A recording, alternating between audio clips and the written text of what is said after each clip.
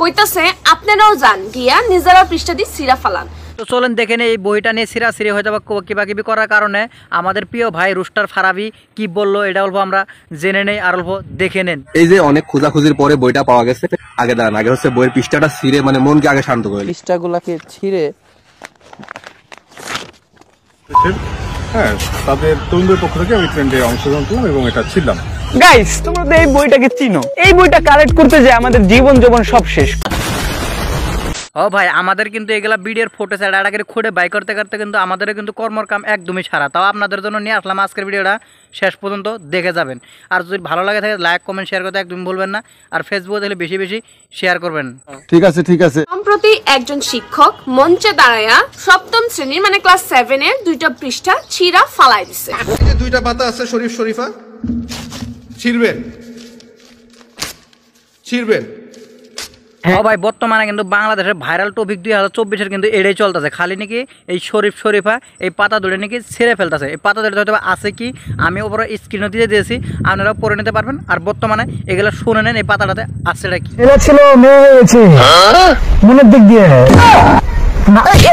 মানে তো মানা হলো কি আপু কিছুই বুঝতে পারে না, আমি অল্প কিছু বুঝতে পারিনি। তো বুঝতে পারবে না ভিডিওটা তো শেষ পর্যন্ত দেখে থাকেন। আর ভিডিওটা শেষ পর্যন্ত দেখবেন, আর স্কিপ করুন, স্কিপ করলে কিছুই বুঝতে পারবেন না। শরীফ থেকে শরীফা মনের তারা একটা ছেলে নিজেকে মনে মনে মেয়ে ভাবতেছে, তারা তো অবভিয়াসলি এলজিবিটি কে সাপোর্ট করতেছে এবং সেটাকে তারা হাইলাইট করার ট্রাই করতেছে। চলেন দেখে নেই এখনকার এই হুজুরটা কি বলে, কি পরামর্শটা আমরা শুনে নেই। শরীফ যদি মনে করে আমি শরীফা, একজন ছেলে যদি মনে করে আমি একজন মেয়ে, তাহলে তো এটাও মনে করতে পারে আমি একজন কুবাচ্চা।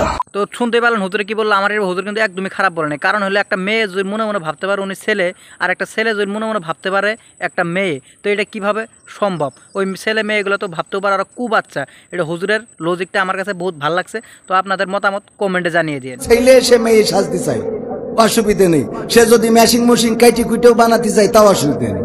তো তাতে ঠিক আছে, হয়তো বা আমাদেরও ঠিক আছে। ওরা মেয়ে ছেলে হলেও আমাদের কোনো ক্ষতি হবে না, আর জনগণের কোনো ক্ষতি হয়তো বা হবে না। তারপরে এগুলা করার পরে আল্লাহ থেকে আমাদেরকে গজব আসবে না। আল্লাহ পাকের গজব টেনে নিয়ে আসতেছেন আপনারা, আল্লাহ পাকের গজবটা জোর করে টেনে নিয়ে আসতেছেন।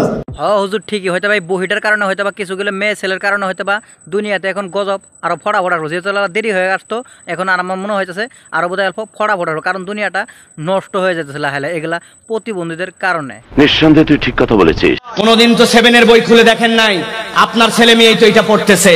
হ্যাঁ হুজুর এটা কিন্তু সঠিক। আমরা হয়তো বা কেউ জানি না, আমাদের আত্মীয় স্বজন হয়তো বা আপনার ছেলে মেয়েরা পড়তেছে এগুলা বই, কিন্তু আমরা কেউ খুলে দেখি নাই কোনোদিন এই বইটাতে কি আছে। হয়তো বা এখন নেন, এখান থেকে নিয়ে এই 2টা করে পাতা টান দিয়ে ছিঁড়ে দেন, আর সবগুলো বকির থেকে এগুলা পাতাগুলো ছিঁড়ে দেওয়াটাই ভালো হবে।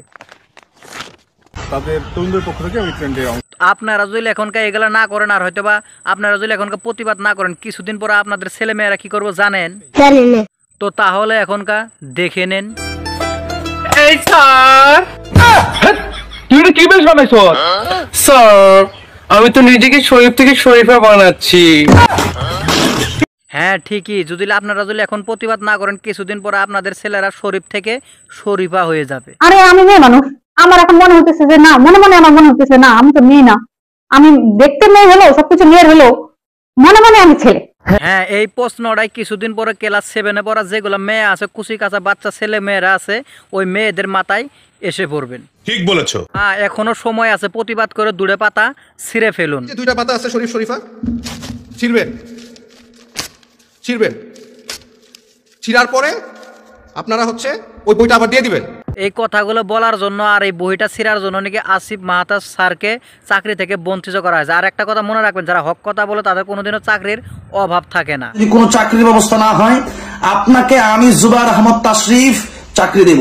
তো কি শুনতে পারলেন, স্যারে যদি চাকরি না পায় জুবায়ের হুজুর নাকি স্যারকে চাকরি দিবে। আর হক কথা বলার জন্য চাকরির অভাব তো পড়ে না, এটা তো আগেই বললাম। তো সব ভিডিও কেমন লাগলো কমেন্ট করেন, ভালো লাগলে লাইক করেন, পেজ হলে ফলো করেন, আর চ্যানেল হলে